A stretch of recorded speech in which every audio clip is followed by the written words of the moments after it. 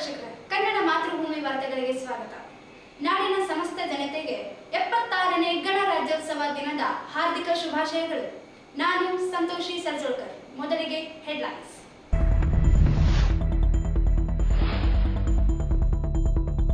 ಜಿಲ್ಲಾಡಳಿತದಿಂದ ಸಂಭ್ರಮದ ಗಣರಾಜ್ಯೋತ್ಸವ. ಪರಸ್ಪರ ಪ್ರೀತಿ ಗೌರವದಿಂದ ಮಾತ್ರ ಭವ್ಯ ಭಾರತ ನಿರ್ಮಾಣ ಸಾಧ್ಯ. ಸಚಿವ ಶರಣಪ್ರಕಾಶ್ ಪಾಟೀಲ್.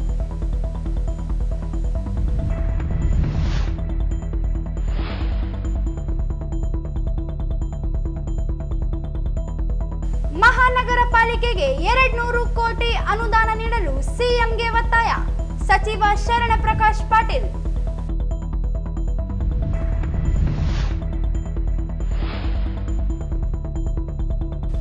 ಮೈಕ್ರೋ ಫೈನಾನ್ಸ್ ಕಂಪನಿಗಳ ಬಗ್ಗೆ ಕಾನೂನು ಸಂಶಯವಿದ್ದಲ್ಲಿ ಪೊಲೀಸರಿಗೆ ಮಾಹಿತಿ ನೀಡಿ.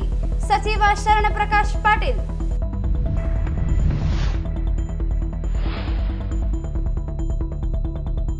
ವಿವಿಧೆಡೆ ಸಂಭ್ರಮದ ಗಣರಾಜ್ಯೋತ್ಸವ ಧ್ವಜಾರೋಹಣ.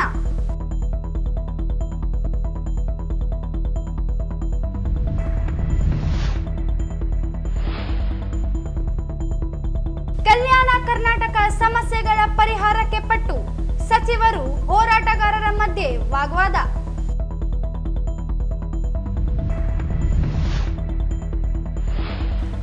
ಕೋಲ್ಮಿಂಚು ಹೈಕು ಸಂಕಲನ ಲೋಕಾರ್ಪಣೆ.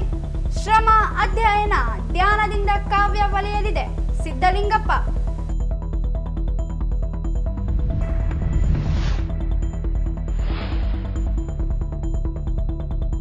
ಮೈಕ್ರೋ ಫೈನಾನ್ಸ್ ಸಾಲ ಮರುಪಾವತಿ.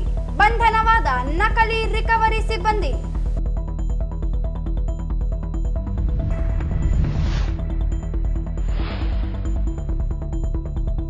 ವಿಮಾನ ನಿಲ್ದಾಣ ಭೂ ಸಂತ್ರಸ್ತರಿಗೆ ಸೂಕ್ತ ಪರಿಹಾರ. ನಿವೇಶನ ಸ್ಥಳೀಯರಿಗೆ ಉದ್ಯೋಗ ನೀಡಲು ಒತ್ತಾಯ. ವಾರ್ತೆಗಳ ವಿವರ.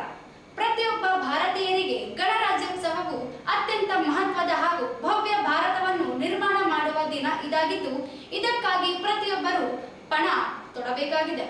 ಪರಸ್ಪರ ಪ್ರೀತಿ ಗೌರವ ಇದ್ದಾಗ ಮಾತ್ರ ಭವ್ಯ ಭಾರತ ನಿರ್ಮಾಣ ಮಾಡಲು ಸಾಧ್ಯ ಎಂದು ವೈದ್ಯಕೀಯ ಶಿಕ್ಷಣ, ಕೌಶಲ್ಯಾಭಿವೃದ್ಧಿ, ಉದ್ಯಮಶೀಲತೆ ಮತ್ತು ಜೀವನೋಪಾಯ ಹಾಗೂ ಜಿಲ್ಲಾ ಉಸ್ತುವಾರಿ ಸಚಿವ ಡಾಕ್ಟರ್ ಶರಣಪ್ರಕಾಶ್ ಪಾಟೀಲ್ ಹೇಳಿದರು. ಅವರಿಂದು ನಗರದ ಮಹಾತ್ಮ ಗಾಂಧಿ ಜಿಲ್ಲಾ ಕ್ರೀಡಾಂಗಣದಲ್ಲಿ ಜಿಲ್ಲಾಡಳಿತದಿಂದ ಹಮ್ಮಿಕೊಂಡಿದ್ದ 76ನೇ ಗಣರಾಜ್ಯೋತ್ಸವ ದಿನಾಚರಣೆ ಸಮಾರಂಭದಲ್ಲಿ ರಾಷ್ಟ್ರ ಧ್ವಜಾರೋಹಣ ನೆರವೇರಿಸಿ ಮಾತನಾಡಿದರು. ಅತಿ ದೊಡ್ಡ ಮತ್ತು ಅತ್ಯಂತ ವಿಶೇಷವಾದ ಪ್ರಜಾಪ್ರಭುತ್ವವನ್ನು ಹಾಗೂ ಸಮಾನತೆಯನ್ನು ಸಾರುವ ಭಾರತ ಜಗತ್ತಿನಲ್ಲಿಯೇ ಅತ್ಯಂತ ವಿಶೇಷವಾದ ಪ್ರಜಾಪ್ರಭುತ್ವವನ್ನು ಹೊಂದಿದೆ. ಡಾಕ್ಟರ್ BR ಅಂಬೇಡ್ಕರ್ ಅವರು ದೇಶಕ್ಕೆ ನೀಡಿದ ಸಂವಿಧಾನವನ್ನು ಅರ್ಥೈಸಿಕೊಂಡು ಪ್ರತಿಯೊಬ್ಬರು ಸಂವಿಧಾನ ಆಶಯದಲ್ಲಿ ನಡೆಯಬೇಕಾಗಿದೆ. ದೇಶದ ರಕ್ಷಣೆ ಸಂಸ್ಕೃತಿಯನ್ನು ಎತ್ತಿ ಹಿಡಿಯುವಲ್ಲಿ ಹಾಗೂ ಭಾರತ ದೇಶದ ಅಭಿವೃದ್ಧಿಗೆ ಪ್ರತಿಯೊಬ್ಬ ಭಾರತೀಯನು ಶ್ರಮಿಸಬೇಕೆಂದು ಹೇಳಿದರು. ಪ್ರಜಾಪ್ರಭುತ್ವ ವ್ಯವಸ್ಥೆಯಲ್ಲಿ ಪ್ರಜೆಗಳೇ ಮಾಲೀಕರಾಗಿರುತ್ತಾರೆ. ಅಂತಹ ಪ್ರಜೆಗಳಿಗೆ ಎಲ್ಲ ರೀತಿಯ ಸವಲತ್ತುಗಳನ್ನು ಒದಗಿಸುವುದು ಬಹುಮುಖ್ಯವಾಗಿರುತ್ತದೆ. ಆದ್ದರಿಂದ ಜನರಿಗೆ ಸೌಲಭ್ಯವನ್ನು ಒದಗಿಸಲು ಜನಪ್ರತಿನಿಧಿಗಳು, ಅಧಿಕಾರಿಗಳು ಕಾನೂನಿನ ಚೌಕಟ್ಟಿನಲ್ಲಿಯೇ ಕೆಲಸ ಮಾಡಬೇಕು. ಸಂವಿಧಾನಾತ್ಮಕ ಪ್ರಾಧಿಕಾರಗಳು ಸ್ವತಂತ್ರವಾಗಿ ಹಾಗೂ ನಿಷ್ಪಕ್ಷಪಾತವಾಗಿ ಕೆಲಸ ಮಾಡಬೇಕಾಗಿದೆ. ಯಾರ ಹಂಗಿನಲ್ಲೂ ಕೆಲಸ ಮಾಡಬಾರದು. ಮುಂದಿನ ಪೀಳಿಗೆಗೆ ಪ್ರೇರಣಾದಾಯಕವಾದ ಇತಿಹಾಸವನ್ನು ಬಿಟ್ಟು ಹೋಗಬೇಕು. ದೇಶದ ಉನ್ನತಿಗಾಗಿ ಶ್ರಮಿಸುವ ಅವಶ್ಯಕತೆ ಇದೆ. ದೇಶ ಪ್ರೇಮ ಎಲ್ಲರೂ ಮೈಗೂಡಬೇಕು ಎಂದರು. ಜಿಲ್ಲೆಯಲ್ಲಿ ಪಾರದರ್ಶಕ ಮತ್ತು ಭ್ರಷ್ಟಾಚಾರ ರಹಿತ ಆಡಳಿತ ನಡೆಸುವಲ್ಲಿ ಜಿಲ್ಲೆಯ ಅಧಿಕಾರಿಗಳು ಕಾರ್ಯನಿರ್ವಹಿಸಬೇಕು ಮತ್ತು ಜಿಲ್ಲೆಯ ಸರ್ವತೋಮುಖ ಅಭಿವೃದ್ಧಿಗೆ ಜವಾಬ್ದಾರಿಯುತವಾಗಿ ಕಾರ್ಯನಿರ್ವಹಿಸಬೇಕು ಎಂದು ತಿಳಿಸಿದರು.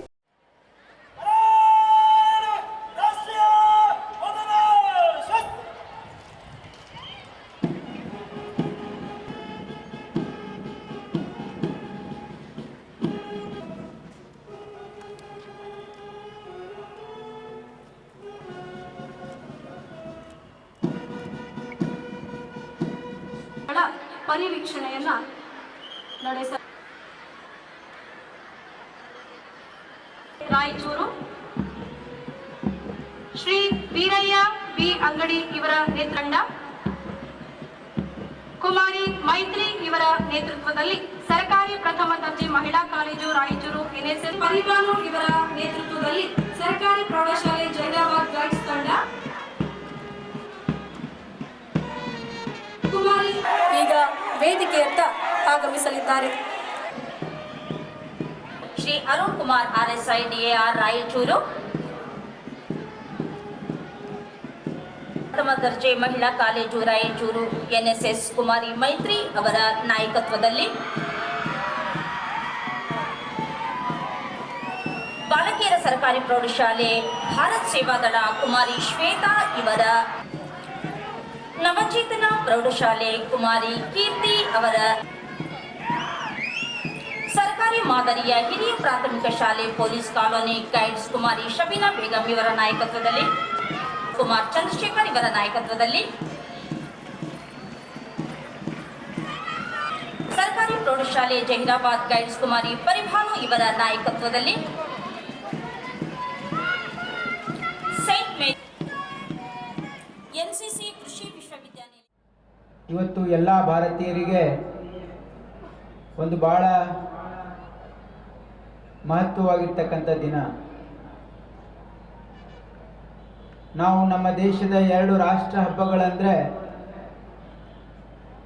ಅದು ಆಗಸ್ಟ್ 15 ನಮ್ಮ ಸ್ವಾತಂತ್ರ್ಯದ ದಿನಾಚರಣೆನ ಆಚರಣೆ ಮಾಡ್ತಕ್ಕಂಥ ದಿನ, ಮತ್ತು 2ನೇದು ನಮ್ಮ ರಿಪಬ್ಲಿಕ್ ಡೇ, ನಮ್ಮ ಗಣತಂತ್ರೋತ್ಸವನ ಆಚರಣೆ ಮಾಡ್ತಕ್ಕಂಥದ್ದು. ಇವು 2 ದಿನಕ್ಕೆ ಬಹಳ ದೊಡ್ಡ ಮಹತ್ವ ಇದೆ ಭಾರತ ದೇಶದಲ್ಲಿ. ಈ ಒಂದು ಸ್ವಾತಂತ್ರ್ಯದ ದಿನಾಚರಣೆ ಮತ್ತು ಗಣರಾಜ್ಯೋತ್ಸವ ದಿನಾಚರಣೆ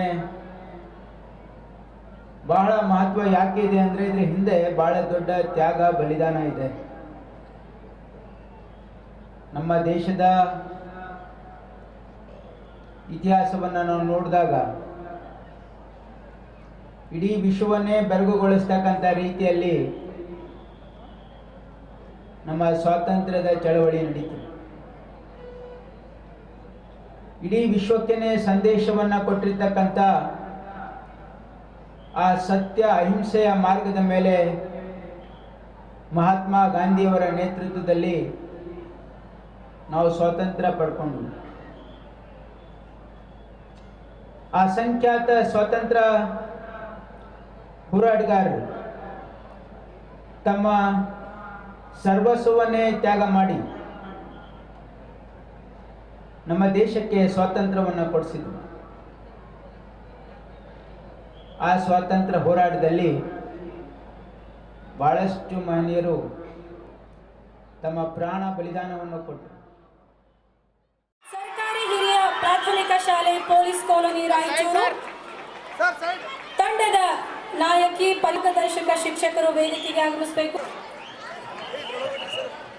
2ನೇದಾಗಿ ವಿಶೇಷ ಬಹುಮಾನ ಕುಮಾರಿ ದೀಪಾ ಸಿಂಧೆ ಇವರ ನೇತೃತ್ವದ NCC ಪಥಸಂಚಲನದಲ್ಲಿ ಅತ್ಯುತ್ತಮ ಪ್ರದರ್ಶನವನ್ನ ನೀಡಿದ ಕುಮಾರಿ ಶಬೀನಾ ಬೇಗಂ ಇವರ 2ನೇ ವಿಶೇಷ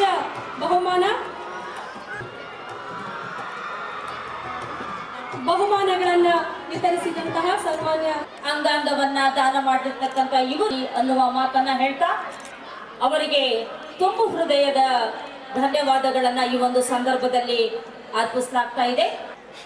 ಅಂಗಾಂಗವನ್ನ ದಾನ ಮಾಡಿರ್ತಕ್ಕಂತಹ ಅವರು ಕೂಡ ಎಲ್ಲರ ಪರವಾಗಿ ಧನ್ಯವಾದಗಳನ್ನ ಅರ್ಪಿಸಲಾಗ್ತಾ ಇದೆ. ಸ್ವೀಕರಿಸಬೇಕು.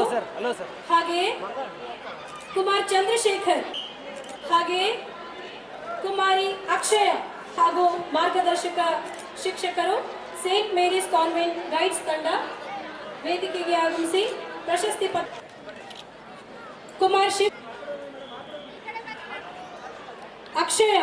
ಕುಮಾರಿ ಅಕ್ಷಯ ಸೇಂಟ್ ಮೇರೀಸ್ ಕಾನ್ವೆಂಟ್ ಗೈಡ್ಸ್ ತಂಡ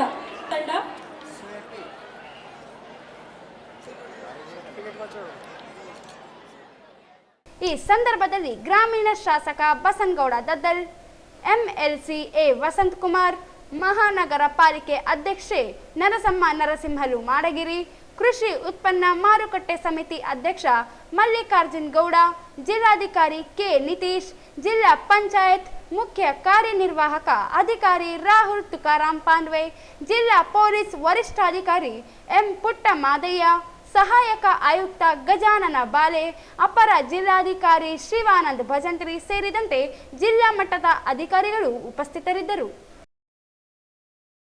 ರಾಯಚೂರು ಮಹಾನಗರ ಪಾಲಿಕೆಗೆ ಸಂಬಂಧಿಸಿದಂತೆ ನಗರದ ಅಭಿವೃದ್ಧಿಗೆ ಹೆಚ್ಚುವರಿ 200 ಕೋಟಿ ಅನುದಾನ ನೀಡುವ ಕುರಿತು ಮುಖ್ಯಮಂತ್ರಿಗಳಿಗೆ ಒತ್ತಾಯಿಸಲಾಗಿದ್ದು, ಶೀಘ್ರವೇ ಪಾಲಿಕೆಗೆ ಅನುದಾನ ಬಿಡುಗಡೆ ಕ್ರಮ ಕೈಗೊಳ್ಳಲಾಗುವುದು ಎಂದು ವೈದ್ಯಕೀಯ ಶಿಕ್ಷಣ, ಕೌಶಲ್ಯಾಭಿವೃದ್ಧಿ, ಉದ್ಯಮಶೀಲತೆ ಮತ್ತು ಜೀವನೋಪಾಯ ಹಾಗೂ ಜಿಲ್ಲಾ ಉಸ್ತುವಾರಿ ಸಚಿವ ಡಾಕ್ಟರ್ ಶರಣಪ್ರಕಾಶ್ ಪಾಟೀಲ್ ಹೇಳಿದರು.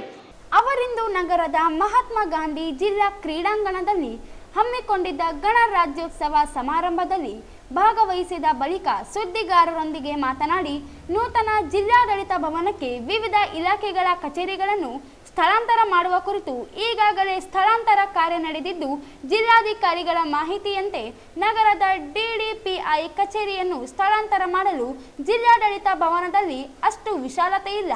ಆದ್ದರಿಂದ ಡಿಡಿಪಿಐ ಮತ್ತು ಡಿಡಿಪಿಯು ಕಚೇರಿಗಳನ್ನು ಸ್ಥಳಾಂತರ ಮಾಡಲಾಗುತ್ತಿಲ್ಲ ಎಂದರು. ನಗರದ ಮೀನುಗಾರಿಕೆ ಇಲಾಖೆ ಹಾಗೂ ಸಾಂಖ್ಯಿಕ ಇಲಾಖೆಗಳ ಈಗಿರುವ ಕಟ್ಟಡಗಳು ಮಾವಿನಕೆರೆ ಅಭಿವೃದ್ಧಿ ವ್ಯಾಪ್ತಿಗೆ ಬರುವುದರಿಂದ ಆ ಕಟ್ಟಡಗಳನ್ನು ತೆರವುಗೊಳಿಸಿ ಜಿಲ್ಲಾಡಳಿತ ಭವನಕ್ಕೆ ಸ್ಥಳಾಂತರಿಸಲಾಗುತ್ತದೆ ಎಂದರು. ಈಗ ಮೊನ್ನೆನೇ KDP ಮೀಟಿಂಗಲ್ಲಿ ಭಾಳ ಸುದೀರ್ಘವಾಗಿ ಚರ್ಚೆ ಆಗಿದೆ.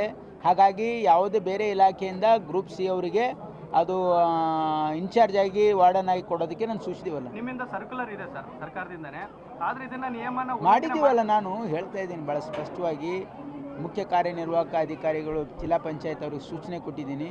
ವೇಕೆಂಟ್ ಇರ್ತಕ್ಕಂಥ ವಾರ್ಡನ್ಗೆ ಬೇರೆ ಬೇರೆ ಇಲಾಖೆ ಸ್ವಲ್ಪ ಕೆಲಸ ಕಮ್ಮಿ ಇರೋರಿಗೆ ನಿಯೋಜನೆ ಮಾಡಿ ಗ್ರೂಪ್ ಡಿಗೆ ಯಾವುದೇ ಕಾರಣಕ್ಕೂ ಕೂಡ ಕೊಡಬೇಡಿ ಅಂತ ಹೇಳಿದ್ದೀವಿ. ಅವರೇನು ಮಾಡಿದ್ದಾರೆ, ಕೆಲವು ಗ್ರೂಪ್ ಡಿಯಲ್ಲಿ ಅಪಾಯಿಂಟ್ ಆದವರು ಕೂಡ ಯಾರ್ಯಾರು ಗ್ರ್ಯಾಜುಯೇಟ್ಸ್ ಇದ್ದಾರೆ, ಯಾರ್ಯಾರು ಕೆಪಾಸಿಟಿ ಇದೆ ಅಂಥವ್ರಿಗೆ ಮಾಡಿದ್ದೀವಿ ಅಂತ. ಒಂದು ನಿಮಿಷ ಎಲ್ಲ ಹೇಳೋರು ನೀವೇನೆ, ಎಷ್ಟು ದಿನ ಹಂಗೆ ಇಡ್ತೀರಿ ಹೇಳಿ. ನಾವೊಂದು ಪ್ಲ್ಯಾನ್ ಚೆಕ್ಔಟ್ ಮಾಡಿದ್ದೀವಿ. ಏನಂದರೆ ಹೊಸ ಬಿಲ್ಡಿಂಗ್ ಆಗಿದೆ, ಅದಕ್ಕೆ ನಾವು ಶಿಫ್ಟ್ ಮಾಡಬೇಕು ಅಂತ. ಹಾಗಾಗಿ ನಾವು ಇನಾಗ್ರೇಷನ್ಗೆ ಅದಕ್ಕೆ ಟೈಮ್ ವೇಸ್ಟ್ ಮಾಡಬಾರ್ದು ಅಂಥೇಳಿ ಮೊದಲೇ ಡೆಪ್ಟಿ ಕಮಿಷನರಿಗೆ ಶಿಫ್ಟ್ ಮಾಡೋಕ್ಕೆ ಹೇಳಿದ್ದೆ ನಾನು. ಅವ್ರು ಶಿಫ್ಟು ಆಗಿದ್ದಾರೆ. ಹಾಗಾಗಿ ಒಂದೊಂದು ಇಲಾಖೆ ಅಂದರೆ ಅಲ್ಲಿ ವ್ಯವಸ್ಥೆ ಮಾಡಿಕೊಂಡು ಸರಿ ಹೋದಂಗೆ ನಾವು ಇಮಿಡಿಯೇಟ್ಲಿ ಒಂದೊಂದಾಗಿ ಅಲ್ಲಿ ಶಿಫ್ಟ್ ಆಗ್ತಾ ಇದೆ. ಆಮೇಲೆ ಅಲ್ಲಿ ಎಷ್ಟು ಇಲಾಖೆಗಳಿರಬೇಕು ಅಂತ ನಿರ್ದಿಷ್ಟವಾಗಿ ತೀರ್ಮಾನ ಆಗಿದೆ. ಅವೆಲ್ಲ ಇಲಾಖೆಗಳಿಗೆ ಸೂಚನೆಯನ್ನು ಕೊಟ್ಟಿದ್ದಾರೆ. ಹಂತ ಹಂತವಾಗಿ ಅದನ್ನು ಶಿಫ್ಟ್ ಮಾಡ್ತೀವಿ. ಸ್ವಲ್ಪ ಕೆಲವು ದಿನ ನೀವು ಹೇಳ್ದಂಗೆ 2-3 ಕಡೆ ತೊಂದರೆ ಆಗ್ಬೋದು, ಆದರೆ it is with a good intention. ನೀವು ಇಮಿಡಿಯೇಟ್ಲಿ ಮಾಡಬೇಕು, ಇಲ್ಲಾಂದರೆ ಇದಕ್ಕೆ ಇನಾಗ್ರೇಷನ್ನು ಅದು ಇದು ಟೈಮ್ ಆಗಬಾರ್ದು. ಅಲ್ಲೆಲ್ಲ ಶಿಫ್ಟ್ ಆದಮೇಲೆ ಅದು ವರ್ಕಿಂಗ್ ಬಿಲ್ಡಿಂಗನ್ನು ಇನಾಗ್ರೇಷನ್ ಮಾಡಬೇಕು ಅಂತಕ್ಕಂಥ ಒಂದು ಸಾರ್ವಜನಿಕ ಹಿತಾಸಕ್ತಿಯಿಂದ ಈ ನಿರ್ಣಯ ತೆಗೆದುಕೊಳ್ಳಲಾಗಿದೆ. ಜಿಲ್ಲೆಯಲ್ಲಿ ಜಿಲ್ಲಾ ಉತ್ಸವವಾಗಿ 18 ವರ್ಷಗಳು ಕಳೆದಿದ್ದು, ಶೀಘ್ರವೇ ಜಿಲ್ಲಾಧಿಕಾರಿಗಳಿಂದ ಜಿಲ್ಲಾ ಉತ್ಸವ ಮಾಡುವ ಕುರಿತು ಸಮಗ್ರವಾದ ಮಾಹಿತಿ ಪಡೆದು ಆದಷ್ಟು ಬೇಗ ಜಿಲ್ಲಾ ಉತ್ಸವ ಆಚರಣೆಗೆ ಕ್ರಮ ಕೈಗೊಳ್ಳಲಾಗುವುದು ಎಂದು ತಿಳಿಸಿದರು. ರಾಜ್ಯ ಕಾಂಗ್ರೆಸ್ ಸರ್ಕಾರ ರೈತರ ಪರವಾದ ಸರ್ಕಾರವಾಗಿದ್ದು, ರೈತರ ಸಮಸ್ಯೆಗಳ ಪರಿಹಾರಕ್ಕೆ ಸದಾ ಸಿದ್ಧವಿದೆ. ಜಿಲ್ಲೆಯಲ್ಲಿ ತೊಗರಿ ಖರೀದಿ ಕೇಂದ್ರ ಆರಂಭಿಸಲು ಕೂಡಲೇ ಆದೇಶ ನೀಡುವುದಾಗಿ ತಿಳಿಸಿದರು. ಮೆಗಾ ಟೆಕ್ಸ್ಟೈಲ್ ಪಾರ್ಕ್ ಕೇಂದ್ರ ಸರ್ಕಾರದ ವ್ಯಾಪ್ತಿಗೆ ಬರುವುದರಿಂದ ಅಂತಿಮ ಅಧಿಸೂಚನೆ ಏನಾಗುತ್ತದೆಯೋ ಅದರನುಸಾರ ಮೆಗಾ ಟೆಕ್ಸ್ಟೈಲ್ ಪಾರ್ಕ್ ಜಿಲ್ಲೆಯಲ್ಲಿ ಸ್ಥಾಪಿಸಲು ಕ್ರಮ ಕೈಗೊಳ್ಳಲಾಗುವುದು ಎಂದರು. ನಗರದ ಓಪೆಕ್ ಆಸ್ಪತ್ರೆಯನ್ನು ಇನ್ನೂ ಹೆಚ್ಚಿನ ರೀತಿಯಲ್ಲಿ ಅಭಿವೃದ್ಧಿಪಡಿಸಲು ಹಾಗೂ ಓಪೆಕ್ನಲ್ಲಿ ಉತ್ತಮ ಚಿಕಿತ್ಸೆಗಳನ್ನು ಹಾಗೂ ಸೌಲಭ್ಯಗಳನ್ನು ನೀಡಲು ರಿಮ್ಸ್ ಅಡಿಯಲ್ಲಿ ತೆಗೆದುಕೊಳ್ಳಲಾಗಿತ್ತು. ಸತ್ಯ ಸಾಯಿ ಫೌಂಡೇಶನ್ನಿಂದ ಓಪೆಕ್ ಆಸ್ಪತ್ರೆ ನಡೆಸುವ ಕುರಿತು ಫೌಂಡೇಶನ್ನಿಂದ ಕೋರಿಕೆ ಬಂದಿದ್ದು, ಪರಿಶೀಲನೆ ನಡೆಸಲಾಗುವುದು ಎಂದು ತಿಳಿಸಿದರು. ನಗರದ ಕೃಷಿ ವಿಜ್ಞಾನಗಳ ವಿಶ್ವವಿದ್ಯಾಲಯದಲ್ಲಿ 25 ಕೋಟಿ ವೆಚ್ಚದಲ್ಲಿ ಸಮಾವೇಶ ಕೇಂದ್ರ ಕನ್ವೆನ್ಷನ್ ಸೆಂಟರ್ ಸ್ಥಾಪಿಸಲು ನಿರ್ಧರಿಸಲಾಗಿದ್ದು, ಇದಕ್ಕಾಗಿ 3 ಎಕರೆ ಮೀಸಲಿರಿಸಲಾಗಿದೆ ಎಂದು ಹೇಳಿದರು. ನಗರದಲ್ಲಿ 200 ಕೋಟಿ ವೆಚ್ಚದಲ್ಲಿ ಒಳಚರಂಡಿ ಕಾಮಗಾರಿಗಳನ್ನು ಮಾಡಲು ತೀರ್ಮಾನಿಸಲಾಗಿದೆ. ಶೀಘ್ರವೇ ಈ ಬಗ್ಗೆ ಕ್ರಮ ಕೈಗೊಳ್ಳಲಾಗುವುದು ಎಂದರು.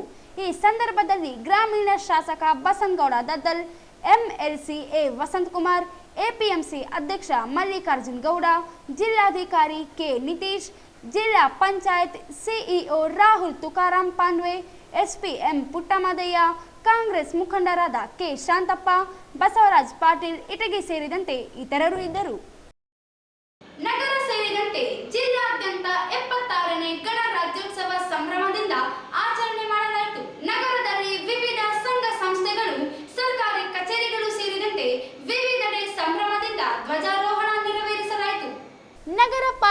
ಕಚೇರಿಯಲ್ಲಿ ಸಂಭ್ರಮದಿಂದ ಗಣರಾಜ್ಯೋತ್ಸವ ಆಚರಿಸಲಾಯಿತು. ನಗರ ಪಾಲಿಕೆ ಅಧ್ಯಕ್ಷರಾದ ನರಸಮ್ಮ ನರಸಿಂಹಲು ಮಾಡಗಿರಿ ಅವರು ರಾಷ್ಟ್ರ ಧ್ವಜಾರೋಹಣ ನೆರವೇರಿಸಿದರು.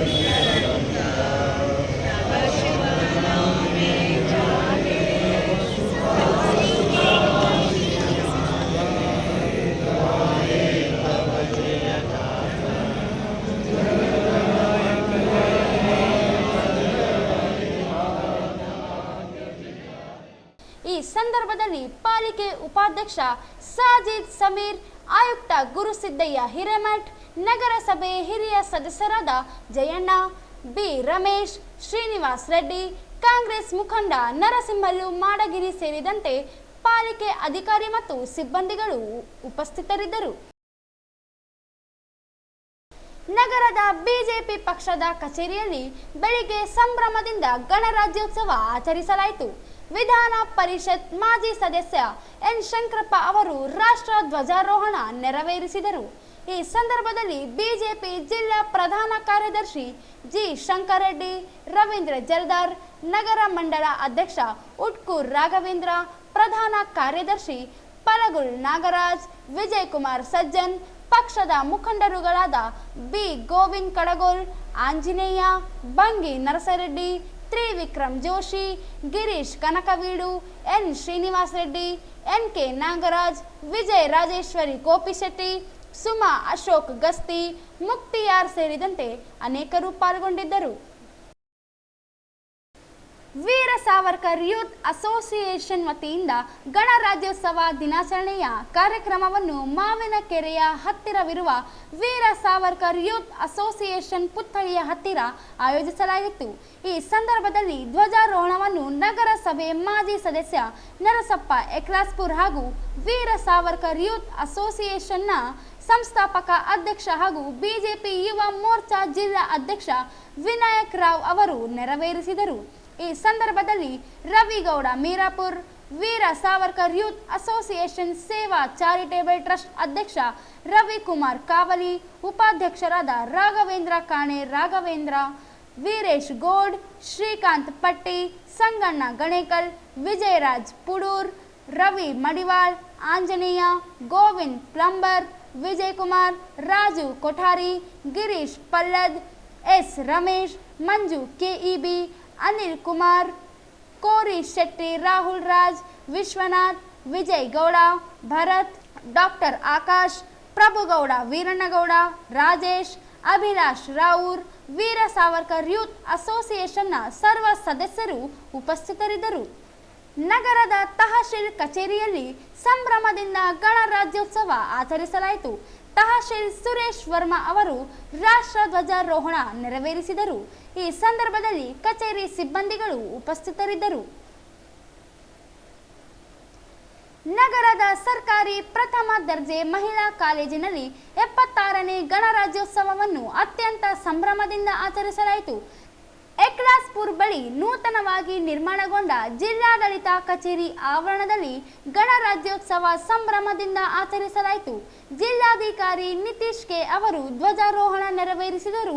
ಈ ಸಂದರ್ಭದಲ್ಲಿ ಅಪರ ಜಿಲ್ಲಾಧಿಕಾರಿ ಶಿವಾನಂದ್ ಭಜಂತ್ರಿ, ಸಹಾಯಕ ಆಯುಕ್ತ ಗಜಾನನ ಬಾಳೆ, ಪರಶುರಾಮ್, ಆಹಾರ ಇಲಾಖೆ ಉಪನಿರ್ದೇಶಕ ಕೃಷ್ಣ ಶಾವಂತಗೇರ, ಕ್ಯಾಶು ಟೆಕ್ನ ಶರಣಪ್ಪ ಪೆಟ್ಟೆದ್, ಡಿಸಿ ಕಚೇರಿ ಸಿಬ್ಬಂದಿಗಳಾದ ಮಲ್ಲೇಶ್, ರಾವುತ್ ಸೇರಿದಂತೆ ಅನೇಕರು ಇದ್ದರು. ಮೈಕ್ರೋ ಫೈನಾನ್ಸ್ ಕಂಪನಿಗಳ ಹೆಸರಿನಲ್ಲಿ ನಕಲಿ ಸಾಲ ಮರುಪಾವತಿ ಮಾಡುವ ವಂಚಕರಿಂದ ಜನರು ಜಾಗೃತರಾಗಿರಬೇಕು. ಮೈಕ್ರೋ ಫೈನಾನ್ಸ್ ಕಂಪನಿಗಳ ಹೆಸರಿನಲ್ಲಿ ಕಿರುಕುಳ ಅಥವಾ ಕಾನೂನು ಸಂಶಯಗಳು ಕಂಡು ಬಂದಲ್ಲಿ ರೈತರು ಅಥವಾ ಜನಸಾಮಾನ್ಯರು ಪೊಲೀಸರಿಗೆ ಮಾಹಿತಿ ನೀಡಬಹುದಾಗಿದೆ ಎಂದು ವೈದ್ಯಕೀಯ ಶಿಕ್ಷಣ, ಕೌಶಲ್ಯ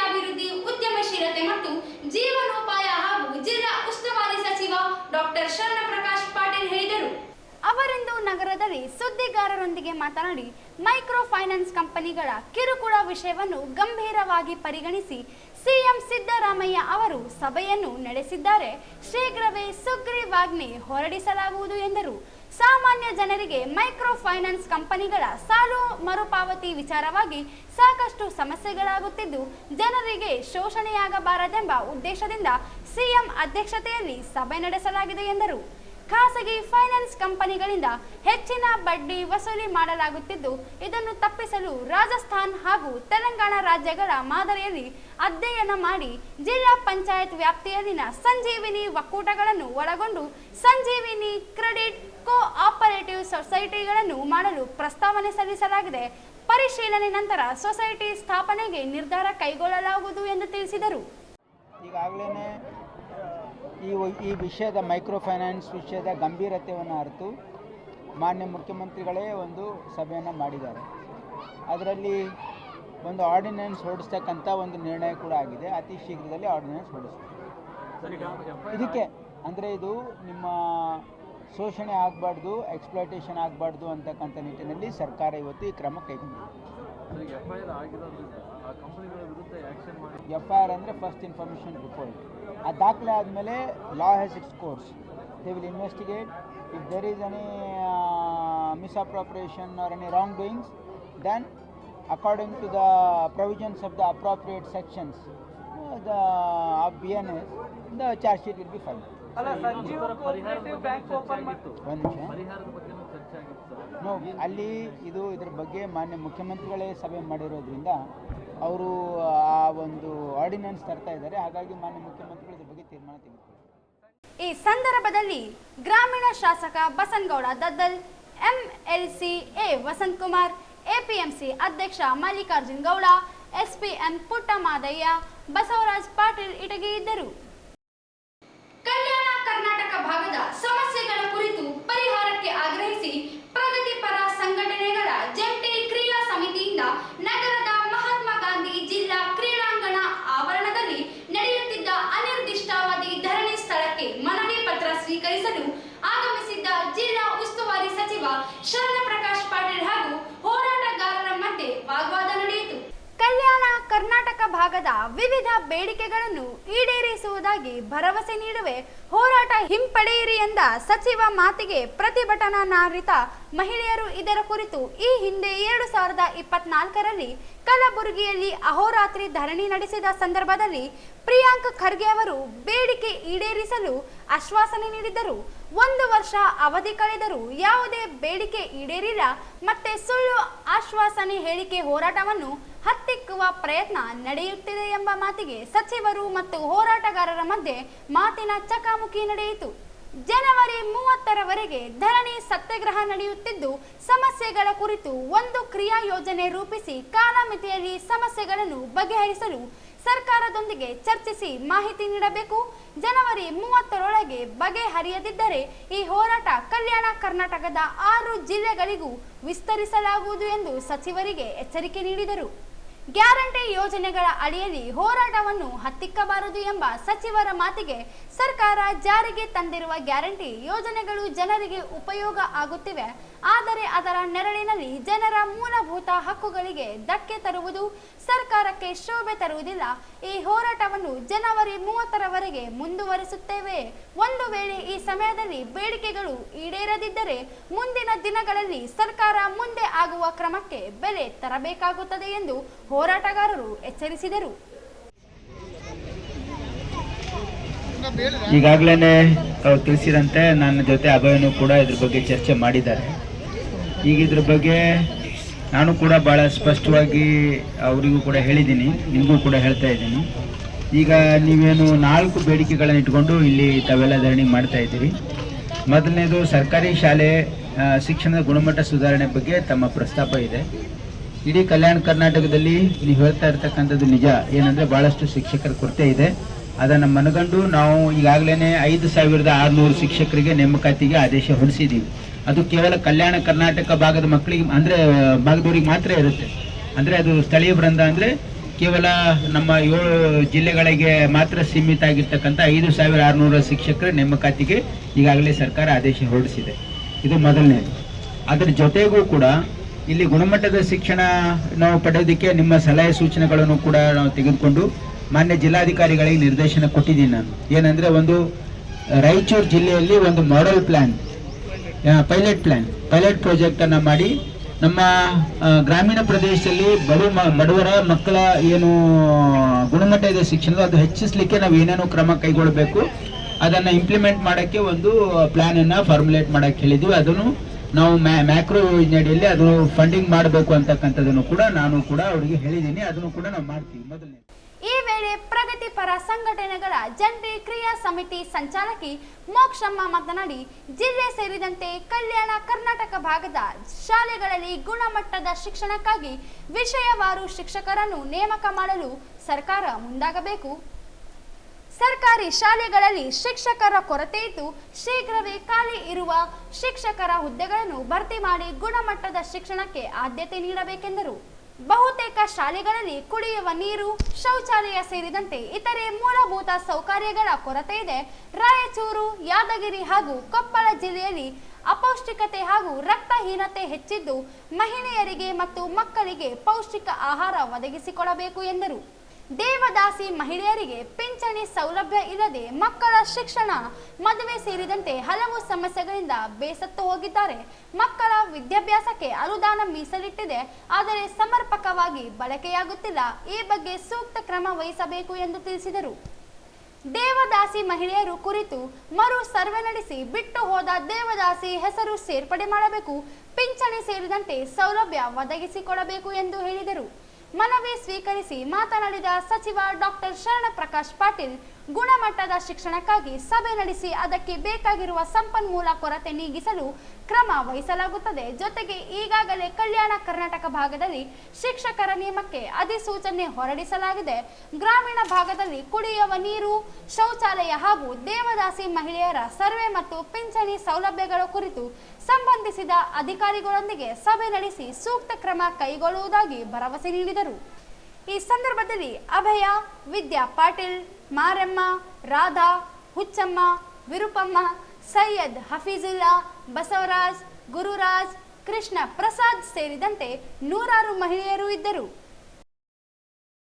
ಅಭಿರುಚಿ ಮತ್ತು ಸಾಧನೆಗಳನ್ನು ಬರಹದ ಮೂಲಕ ಹೊರಹಾಕುವ ಮಾರ್ಗ ಸಾಹಿತ್ಯವಾಗಿದೆ. ಕಲೆ, ಸಾಹಿತ್ಯ, ಸಂಗೀತ, ಕ್ರೀಡೆ ನಮಗೆ ಸಿದ್ಧಿ ಆಗಬೇಕು ಅಂದರೆ ಶ್ರಮ, ಅಧ್ಯಯನ, ಧ್ಯಾನದಿಂದ ಕಾವ್ಯ ಬರೆಯುತ್ತದೆ ಎಂದು ಹನಗುಂದ ಹಿರಿಯ ಸಾಹಿತಿಗಳಾದ ಸಿದ್ದಲಿಂಗಪ್ಪ ಬೀಳಿಗೆ ಹೇಳಿದರು. ಅವರು ನಗರದ ಕನ್ನಡ ಭವನದಲ್ಲಿ ನಡೆದ ತಾಲೂಕು ಕನ್ನಡ ಸಾಹಿತ್ಯ ಪರಿಷತ್ತು ರಾಯಚೂರು, ಮನಸ್ವಿ ಪ್ರಕಾಶನ ರಾಯಚೂರು ಇವರುಗಳ ಸಂಯುಕ್ತಾಶ್ರಯದಲ್ಲಿ ಸೈಯದ್ ವಲಿ ಮಜಾವರ್ ಅವರ ಕೋಲ್ಮಿಂಚು ಹೈಕು ಸಂಕಲನ, ಮುಕ್ತಕ ಮಡು ಹನ್ನಿಗವನ ಸಂಕಲನ ಲೋಕಾರ್ಪಣೆ ಸಮಾರಂಭ ಉದ್ಘಾಟಿಸಿ ಮಾತನಾಡಿದರು.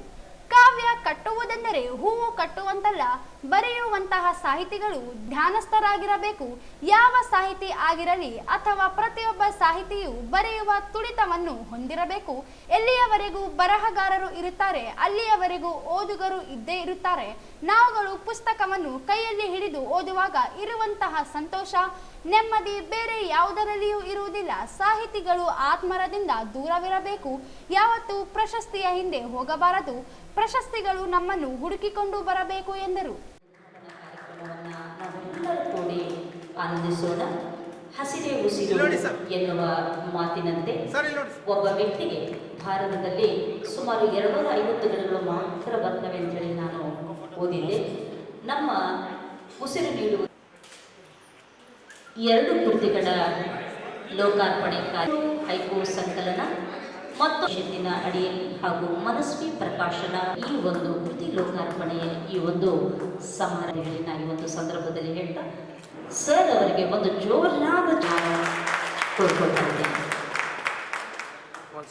ಇವೆಲ್ಲ ಅಪರೂಪದ ಕಾರ್ಯಕ್ರಮಗಳು. ಇಂಥ ಕಾರ್ಯಕ್ರಮಗಳು ಅಪರೂಪದ ಕಾರ್ಯಕ್ರಮಗಳು. ಸಾಹಿತ್ಯ ಅಂತಕ್ಕಂಥದ್ದು ನಮಗೆಲ್ಲರಿಗೂ ಗೊತ್ತೈತೆ. ನಮ್ಮ ಭಾವನೆಗಳನ್ನು, ನಮ್ಮ ಅನುಭವಗಳನ್ನು ಅಭಿವ್ಯಕ್ತಿಪಡಿಸಲಿಕ್ಕೆ ಇರ್ತಕ್ಕಂಥ ಒಂದು ಸಾಧನ ಅಂತಕ್ಕಂಥದ್ದು, ಒಂದು ಮಾರ್ಗ ಅಂತಕ್ಕಂಥದ್ದು ಅಷ್ಟೇ. ಇನ್ನು ಅಭಿರುಚಿ ಮತ್ತು ವೃತ್ತಿ, ಅಭಿರುಚಿ ಮತ್ತು ವಯಸ್ಸು, ಅಭಿರುಚಿ ಮತ್ತು ವೃತ್ತಿ, ಅಭಿರುಚಿ ಮತ್ತು ವಯಸ್ಸು ಇವೆರಡು ಒಂದಕ್ಕೊಂದು ಸಂಬಂಧ ಇಲ್ಲದ ವಿಷಯಗಳಿವೆಲ್ಲ. ಯಾಕಂತಂದ್ರೆ ಅಭಿರುಚಿಗೂ ಮತ್ತು ವೃತ್ತಿಗೂ ಬಹಳಷ್ಟು ಅಂತರ ಇರ್ತೈತೆ ಅಂತಕ್ಕಂಥ ಅದಕ್ಕೆ ಸಾಕ್ಷಿ ಅಂತಂದ್ರೆ ಇವತ್ತಿನ ಕಾರ್ಯಕ್ರಮದ 2 ಕೃತಿಗಳ ಅನಾವರಣ ಮಾಡಿದಂಥ ಶ್ರೀ ಸೈಯದ್ ವಲಿ ಮುಜಾವರ್ ಅಂತಕ್ಕಂಥ ಸರ್. ಓದು ಮತ್ತು ಬರಹಕ್ಕೆ ಆಯ್ತಲ್ಲ, ಇದಕ್ಕೆ ಯಾವುದೇ ವಯಸ್ಸಿನ ಹಂಗು ಅಂತಕ್ಕಂಥದ್ದು ಇರೋದೇ ಇಲ್ಲ. ಯಾವ ಬೇಕಾದಾಗ ಬರೀಬಹುದು, ಯಾವಾಗ ನಮ್ಮ ಭಾವನೆಗಳು ಬರ್ತಾವಲ್ಲ ಅವಾಗ ಬರೀತಕ್ಕಂಥದ್ದೇ. ಕೆಲವಷ್ಟು ಮಂದಿ ರಿಟೈರ್ ಆದ್ಮೇಲೆ ಬರೀತಿರ್ತಾರೆ. ಸೈಯದ್ ವಲಿ ಅವರು ಕೂಡ ಹಾಗೇನೆ, ಅವ್ರ ವೃತ್ತಿಯಲ್ಲಿ ಇದ್ದಂಥ ಸಂದರ್ಭದಲ್ಲಿ ಇದ್ದು ಭಾವನೆಗಳು, ಆದರೆ ಬೇರೆ ಬೇರೆ ಕಾರಣಾಂತರಗಳಿಂದ ಬಂದಿದ್ದಕ್ಕೆ ಅವರ ಬಯೋಡಾಟಾ ನೋಡಿದಾಗ, ಅವರ ವೈಯಕ್ತಿಕ ವಿವರಗಳನ್ನು ನೋಡಿದಾಗ ಅವರ ಆರಂಭದಿಂದಲೂ ನಾಟಕ ಬರೀತಿದ್ರು, ಕಥೆಗಳನ್ನು ಬರೀತಿದ್ರು, ಚುಟುಕುಗಳನ್ನು ಬರೀತಾ ಇದ್ರು. ಹಾಗೆ ಅದಕ್ಕೆ ಸಂಬಂಧ ಇಲ್ಲ ಅಂತಕ್ಕಂಥದ್ದು. ಇನ್ನು ಕಲೆ, ಸಾಹಿತ್ಯ, ಸಂಗೀತ, ಕ್ರೀಡೆ ಐತಲ್ಲ, ಇವೆಲ್ಲ ನಾವು ಭಾಳ ಮಂದಿ ಏನಂತೀವಿ ಅಂತಂದ್ರೆ ಒಲಿಯುವಂತೀವಿ. ಒಲಿಯುವ ಅಲ್ಲ, ಒಲಿಸಿಕೊಳ್ಬೇಕು ಅಂತೆಲ್ಲ. ಕಲೆ, ಸಾಹಿತ್ಯ, ಸಂಗೀತ, ಕ್ರೀಡೆ ಇವೆಲ್ಲ ನಮ್ಗೆ ಒಲಿಬೇಕು. ಕೃತಿಗಳ ಲೋಕಾರ್ಪಣೆ ಮಾಡಿ ಹಿರಿಯ ಸಾಹಿತಿ ವೀರ ಹನುಮಾನ್ ಮಾತನಾಡಿದರು. ಅಧ್ಯಕ್ಷತೆಯನ್ನು ತಾಲೂಕು ಕನ್ನಡ ಸಾಹಿತ್ಯ ಪರಿಷತ್ತಿನ ಅಧ್ಯಕ್ಷ ವೆಂಕಟೇಶ್ ಬೇವಿನ ಬೆಂಚಿ ವಹಿಸಿದ್ದರು.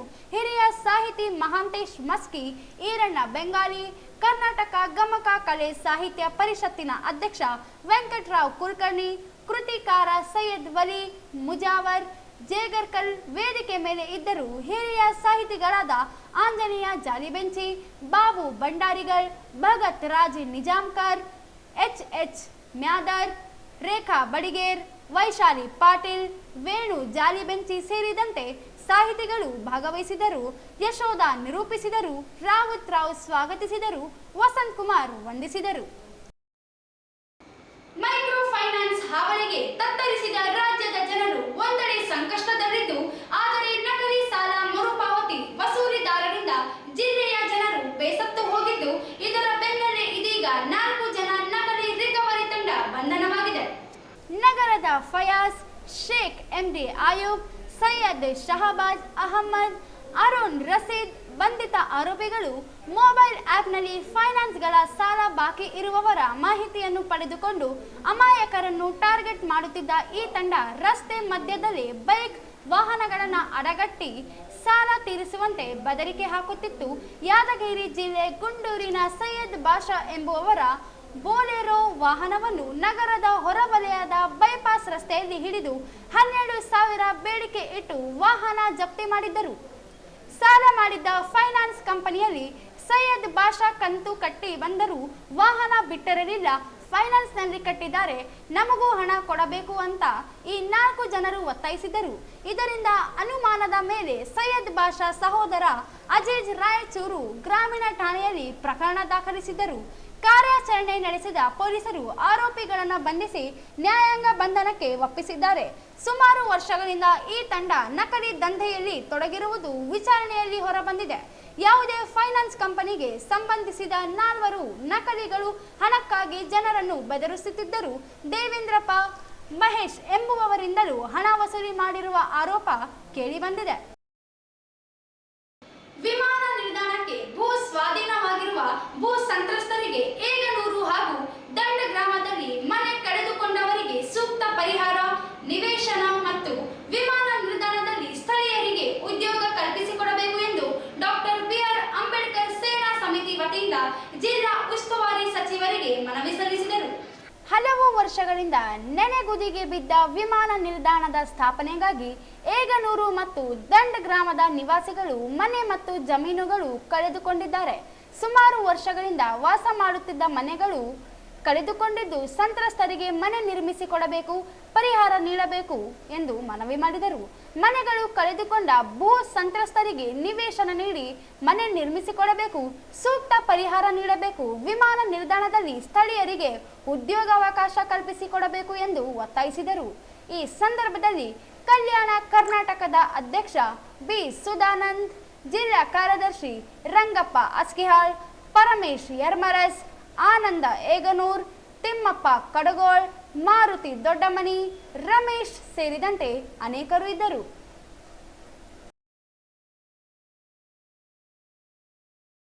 ಕೊನೆಯಲ್ಲಿ ಮತ್ತೊಮ್ಮೆ ಹೆಡ್ಲೈನ್ಸ್.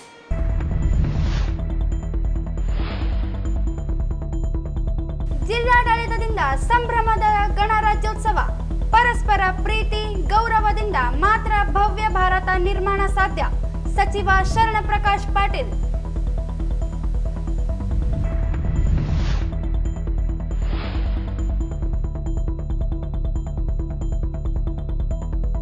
ಮಹಾನಗರ ಪಾಲಿಕೆಗೆ 200 ಕೋಟಿ ಅನುದಾನ ನೀಡಲು ಸಿಎಂಗೆ ಒತ್ತಾಯ. ಸಚಿವ ಶರಣ ಪ್ರಕಾಶ್ ಪಾಟೀಲ್.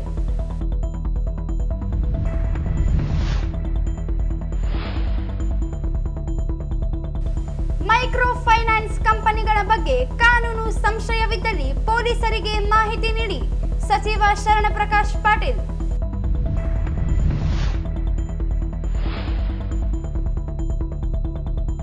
ವಿವಿಧೆಡೆ ಸಂಭ್ರಮದ ಗಣರಾಜ್ಯೋತ್ಸವ ಧ್ವಜಾರೋಹಣ.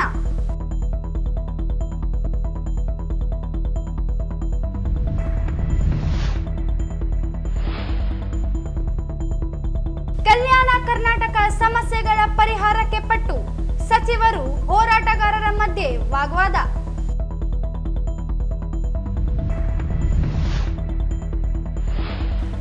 ಕೋಲ್ಮಿಂಚು ಹೈಕು ಸಂಕಲನ ಲೋಕಾರ್ಪಣೆ. ಶ್ರಮ ಅಧ್ಯಯನ ಧ್ಯಾನದಿಂದ ಕಾವ್ಯ ವಲಯಲಿದೆ. ಸಿದ್ದಲಿಂಗಪ್ಪ.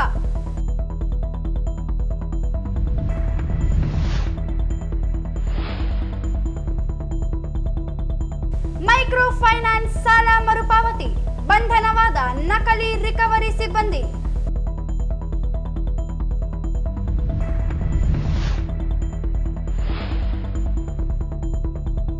ವಿಮಾನ ನಿಲ್ದಾಣ ಭೂ ಸಂತ್ರಸ್ತರಿಗೆ ಸೂಕ್ತ ಪರಿಹಾರ. ನಿವೇಶನ ಸ್ಥಳೀಯರಿಗೆ ಉದ್ಯೋಗ ನೀಡಲು ಒತ್ತಾಯ. ಇಲ್ಲಿಗೆ ವಾರ್ತೆಗಳ ಪ್ರಸಾರ ಮುಕ್ತಾಯವಾಯಿತು. ಮುಂದಿನ ವಾರ್ತೆಗಳೊಂದಿಗೆ ಮತ್ತೆ ಭೇಟಿಯಾಗೋಣ. ವಂದನೆಗಳು.